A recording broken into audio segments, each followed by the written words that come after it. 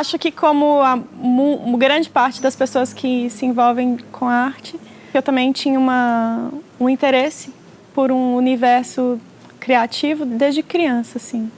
Então, desde criança eu gostava de desenhar, gostava de pintar e sempre me interessei, assim, sempre visitei as exposições, centros culturais. E, enfim, acho que aos poucos fui entrando dentro desse universo, né, da arte. E daí, quando eu tive que fazer vestibular, foi uma escolha muito natural. E aí foi a partir daí que eu comecei a produzir, né, porque até então tinha algumas coisinhas, mas era mais espectadora, né. Eu acho que um dos papéis que a arte ocupa é justamente fazer com que as pessoas elas abram um campo de percepção muito maior, né? Porque eu acho que a gente vive dentro de um contexto onde tudo é muito padronizado, né? E a nossa educação para a imagem também, a gente tem que lembrar, né? Ela é feita pela publicidade, principalmente, né? E aí também o cinema e a televisão. E aí também lembrando que o cinema e a televisão também, na sua maior parte, é publicidade. Porque mesmo quando eles não estão vendendo um produto, eles estão vendendo alguma ideia ou algum valor simbólico, né? E eu acho que a arte, ela entra, a meu ver, assim, construindo novos valores simbólicos, né? Novos padrões estéticos, novas formas de percepção de uma mesma coisa, etc. Agora, por outro lado também, para você também começar a se envolver com arte, talvez você também já precise de um desejo prévio, né? De alguma forma de sair dessas formas de formatadas já, de viver, de pensar, de, né, se estruturar, né?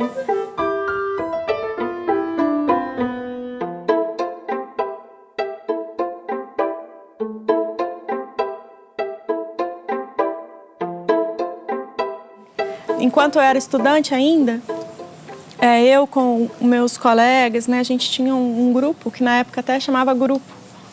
E era um grupo de estudos e depois transformou num coletivo de artistas, né? E desde aquela época a gente tinha muita inquietação com o próprio sistema da arte.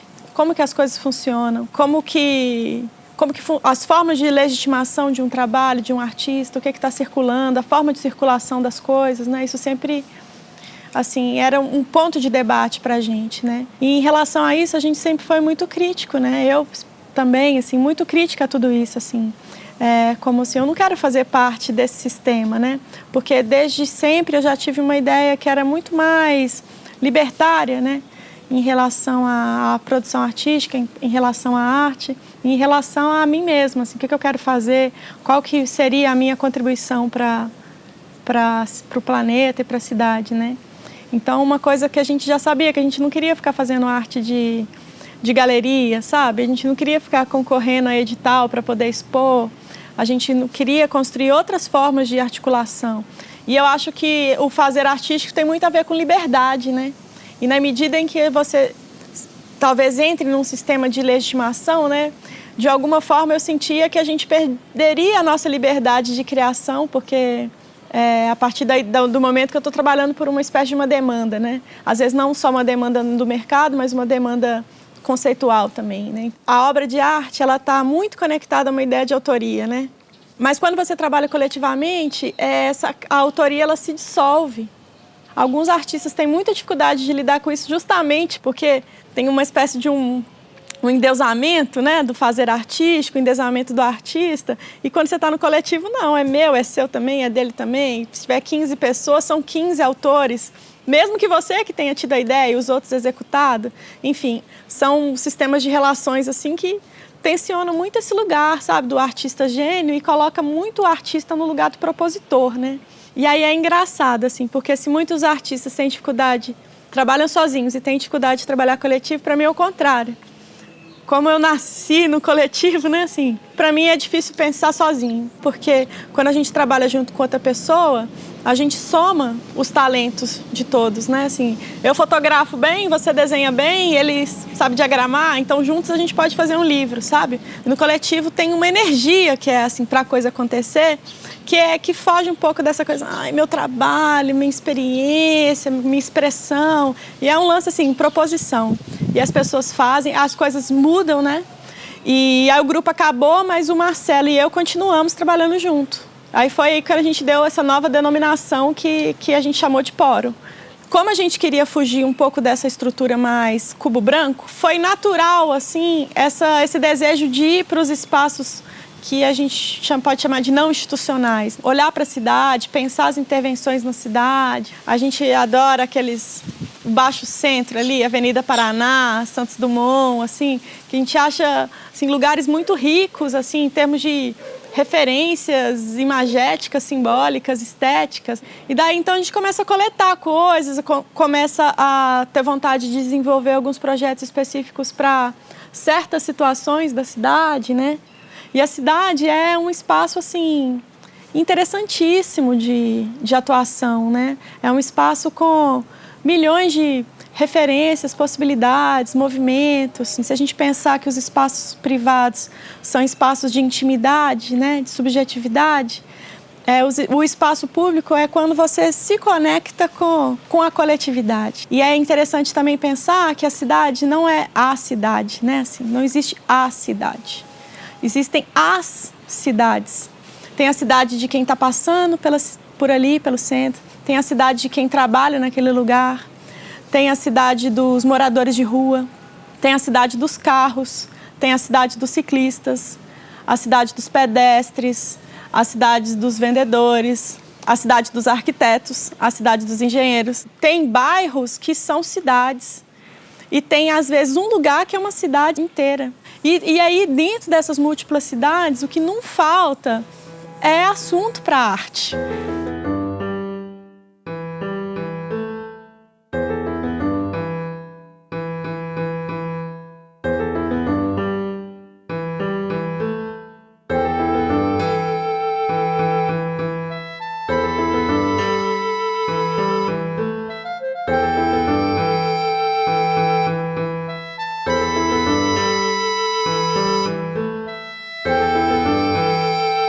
Que eu acho que tem várias maneiras de fazer e que não vai ser coletivamente que você vai desenvolver. Aí depende muito da poética do artista. Tem trabalhos que não tem jeito.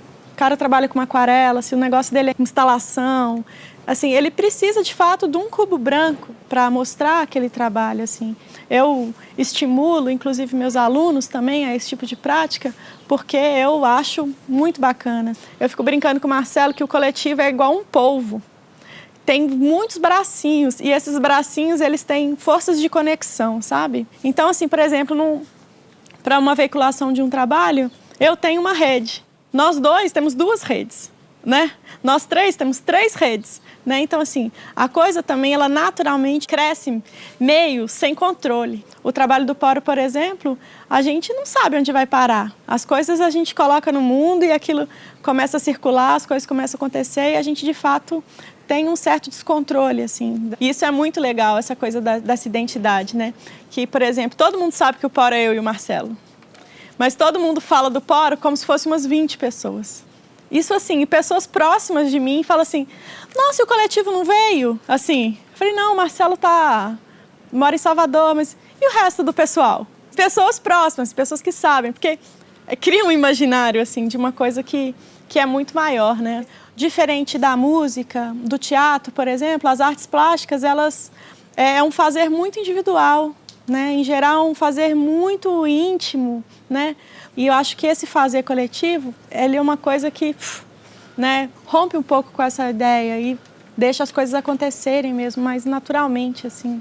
E fortalecendo esse laço, né, de troca e aprendizagem, né? Porque na medida em que a gente produz junto, você participa do meu processo, eu participo do seu, a gente vai aprendendo e somando. E o que eu acho mais bacana no trabalho do Poro, por exemplo, é que quando, entre aspas, nasce uma coisa, ela não é nem eu e nem o Marcelo, sabe? Ele é uma terceira coisa, né? O coletivo, ele é mesmo uma espécie de uma entidade, sabe? Que está fora do artista.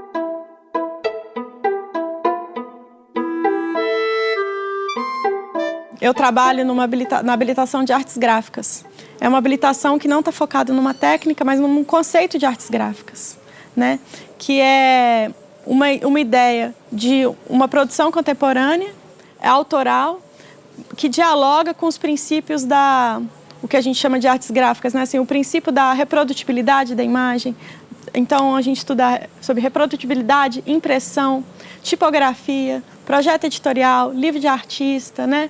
É uma área que dialoga muito com a comunicação e com o design, mas não tem nada a ver com design e comunicação. Ele é tudo dentro de uma perspectiva de processo criativo, uma perspectiva autoral.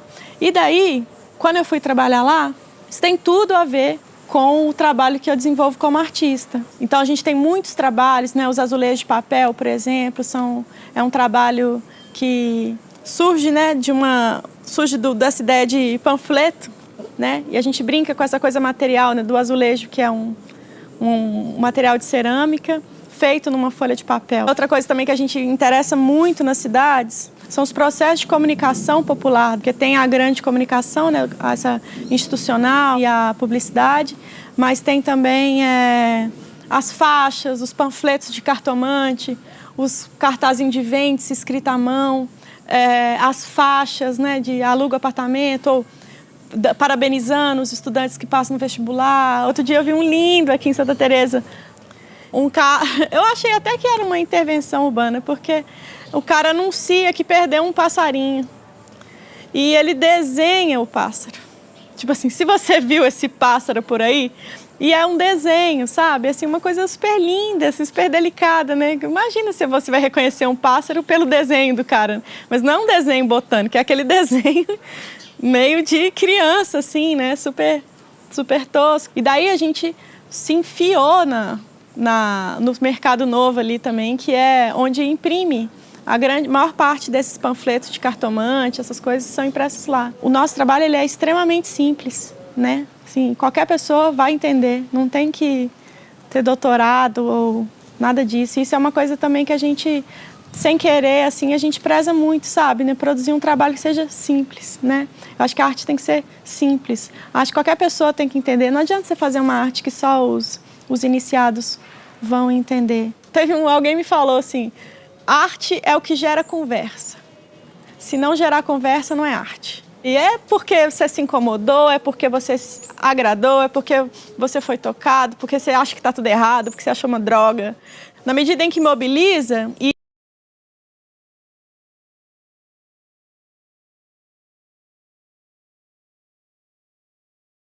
às vezes de arquitetura. É um trabalho de arte, mas a gente está falando de alimentação. É trabalho de arte, mas a gente está falando assim de relacionamento, de amizade, sabe? A arte, ela, não sei nem se a arte, se ela é um campo de conhecimento em si, né? Um meio de conexão em todas essas áreas, assim, né? Que passa pela sensibilidade, né? Pelo poético.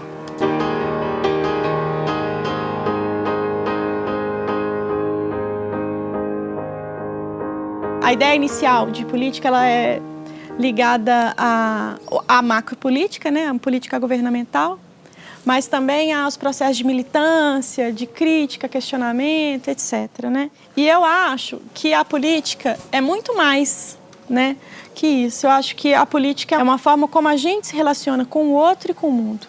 Então, nesse sentido, toda a arte, para mim, é política, porque ela se insere dentro de um contexto que é um contexto social, político, etc. Algumas obras, elas são mais incisivas no que diz respeito a uma leitura crítica do mundo, né? Mas, que geralmente a gente chama de arte política, né? Mas, num certo sentido, também eu entendo que as obras de arte, as mais sensíveis, as mais singelas, elas também são políticas no sentido de que elas proporcionam experiências, sabe? Que elas desconstroem modelos sociais, né? Que elas mexem com você a partir de um lugar que não é o lugar racional, do olhar, do ver, mas do sentir, né? O Poro mesmo tem trabalhos que são mais panfletários, mas tem trabalhos que são extremamente poéticos, assim, mas que também, de alguma forma, produzem uma crítica social, né?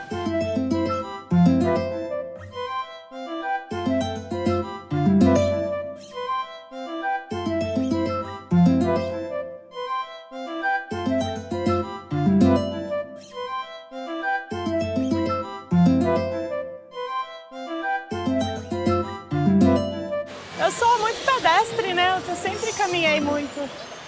Eu gosto de caminhar, especialmente esse horário, assim. Dá um sentimento bom de potência, assim. Que a maioria das pessoas estão paradas dentro do ônibus ou dentro do carro. Eu acho andar um tesão, assim, porque a gente entra em contato com um monte de sutilezas, assim, que a cidade oferece, que de carro ou de ônibus a gente não consegue, né, mesmo entrar em contato por causa do distanciamento mesmo, né? Por isso que a cidade baseada no carro é uma cidade muito burra. E as cidades mais inteligentes são as cidades onde você pode, de fato, andar para se conectar, de fato, né, com as coisas. E eu acho que o que falta um pouco é essa dificuldade mesmo de se envolver com as coisas da cidade, né? Tá todo mundo muito afastado, assim. Esquece que o espaço público também é um espaço... também é a nossa casa, né? Também parte da... Tá vendo, ó? O êxtase do carro.